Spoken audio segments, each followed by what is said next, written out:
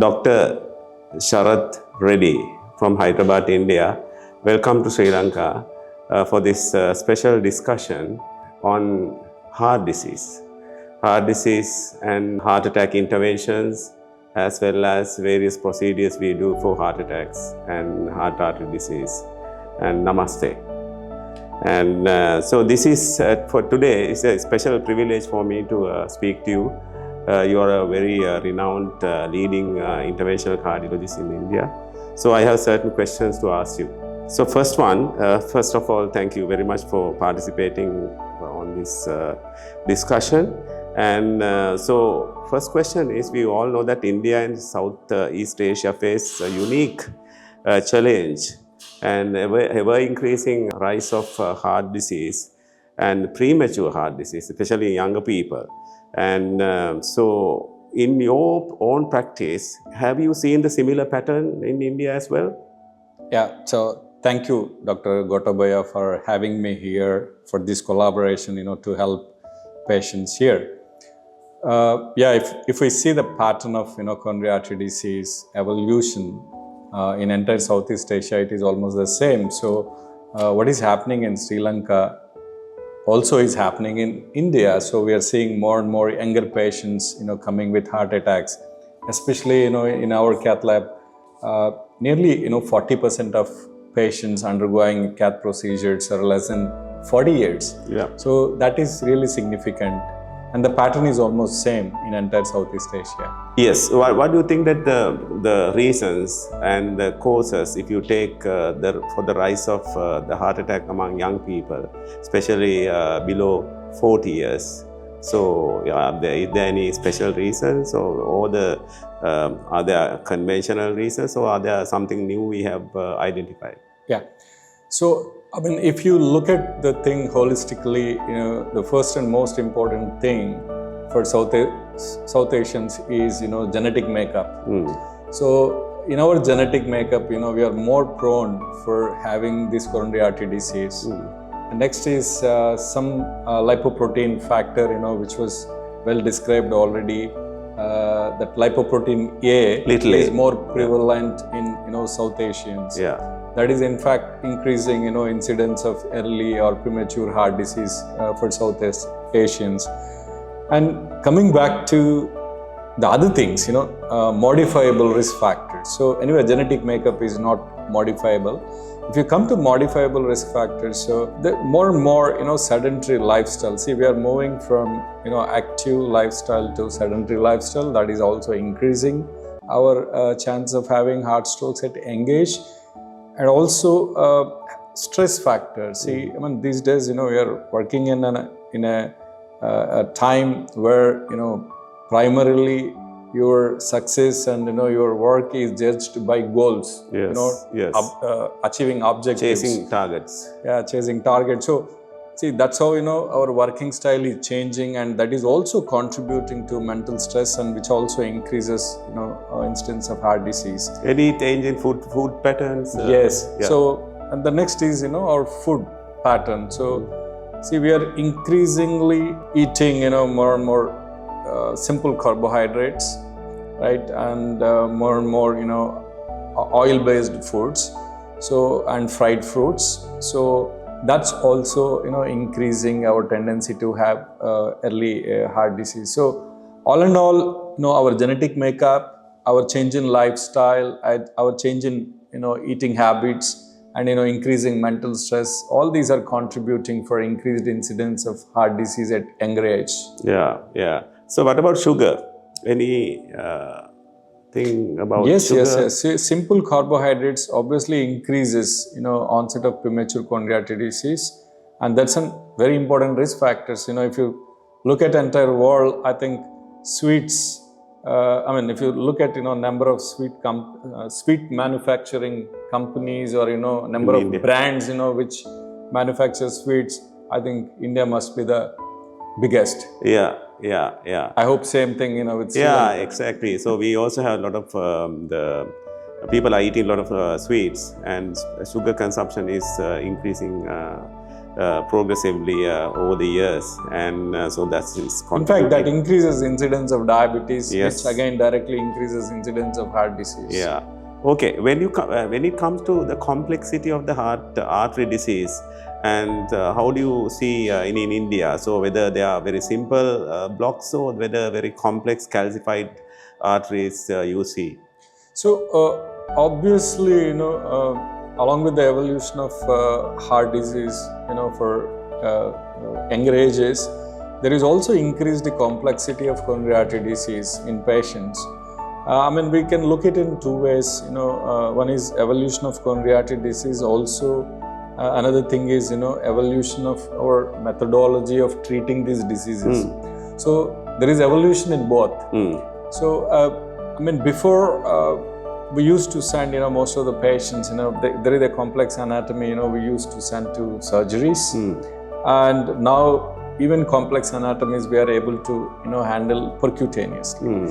So increasing complexity of disease is found, and also there is an increased, there is an evolution of technology so that we can find solutions percutaneously for these patients. Yes. Okay. Yeah. That you're trying to say that the lesions are also, blockages are also multiple and more complex. On the other hand, we have technology also to handle. So what are the options available to navigate all these difficult, complex, the artery, coronary artery blockages you have? Yeah. So in coronaries, if you look at the complexities, one of the commonest complexity is presence of bone deposition in the artery. That is calcified lesions. Yes. So, and second is involvement of multiple vessels. And next is involvement of left main coronary artery. The main coronary artery. So, and another is presence of total blockages, complete 100% blockages of artery, which we call it as chronic total occlusion. So these are the complexities, and which used to be sent for bypass in 2 decades before. But now most of the lesions, nearly 70 to 80% of these diseases, these lesions, we are able to treat percutaneously. So to do that, we need to use technology. That is very, very important, because if you have to bring a result which is equivalent to bypass, you need technology, and you have to use technology. So now we are doing most of these complex lesions under intravascular ultrasound guidance, or some sort of imaging guidance. That's IVUS. Yes. So with intravascular ultrasound, what happens is, the vessel sizes you can see much clearly, and we can decide, on the hardware size more specifically for vessels. Yeah. So which is quite superior, when compared to just angiography guided interventions. Yes. And also, reading calcified lesions becomes much easier with intravascular ultrasound imaging. So you can classify lesions, based on the arc of calcium and length of the calcium, all that stuff, based on which we can apply specific methodology like either rotablation or intravascular lithotripsy or cutting balloons and all that stuff. So to modify plaque, and then we can also assess the adequacy of plaque modification with imaging much better, and then you can go ahead with stenting with an appropriate sizes. So all this process is eased out with intravascular imaging. Otherwise, whatever we were doing before, intravascular imaging was, it's like blind. So it's not really clear what you are doing. And also it has been shown end of the day when you use these newer technological tools, so the outcomes are much better, and much improving the mortality and morbidity of the whole and data strongly support when it comes to left main interventions and calcified lesions. We have a strong data supporting using intravascular imaging while handling these lesions. You just mentioned about the rotablation. So what in simple terms for a layman, so what's rotablation? So it's a technology in which there is a diamond coated burr so which is introduced into the coronary artery over a wire, and that rotates for almost 1,60,000 rotations per minute. Okay. So it rotates and it shaves the calcium and it converts that calcium into kind of powder, less than 5 micron size powder, which will be engulfed by our blood cells and removed from the blood. So with that we can shave calcium, and once calcium is shaved, you can expand it with balloons much better, and you can put a stent which also expands better. Otherwise stent won't expand, and patient will come back with a reblockage and sometimes even sudden stent thrombosis as well. Yeah, so that's the benefit of using the rotablation, especially the complex lesions when you have a lot of calcium. And so the end of the day, so what we are trying to do is, by doing all these interventions with available technology, and to improve the outcome of the patient's condition, and improve the survival of the patient and symptomatic reliefs. So, but having said that, what we should primarily focus on prevention. So what's your take-home message to prevent or avoid coronary artery disease for the general audience? See, prevention, largely it boils down to preventing, what is causing this. So what we can't modify is our genetic makeup. We can forget about that. So, but what is modifiable is, our lifestyle. So in lifestyle, one is physical activity. If someone is sedentary in his lifestyle, so it's always better start a physical activity, at least 30 minutes a day and 5 days a week activity, which was clearly shown in majority of the studies reducing coronary heart disease subsequently. So any aerobic activity, 30 minutes a day, 5 days a week, which can be broken into 2-15 minutes exercise.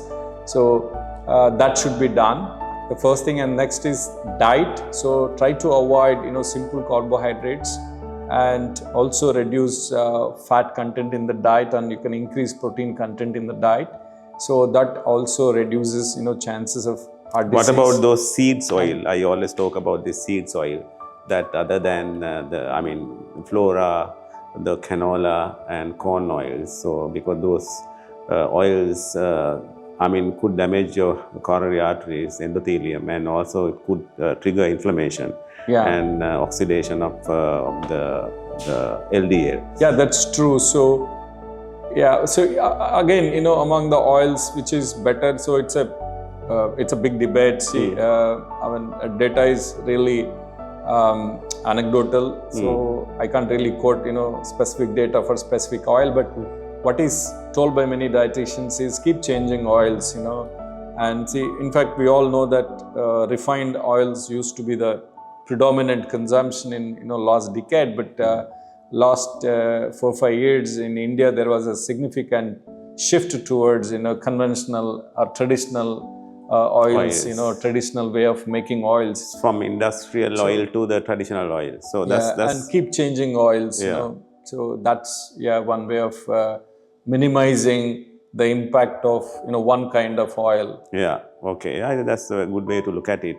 And anyway, so to sum up, thank you very much for coming and joining for this special podcast. And also thanks for, actually we did today some special cases, very complex cases. One is a total occlusion of one of the arteries, heart arteries, LAD, and other one is a left main narrowing. And so we do both cases with IVUS facilities, and very successful. Patients are very happy, they are safe. And also I must thank Dr. Roshan Parnamana. He is also very renowned cardiologist, interventional cardiologist in Sri Lanka. And so finally, thank you so much. Thank you for having me here. Thank you.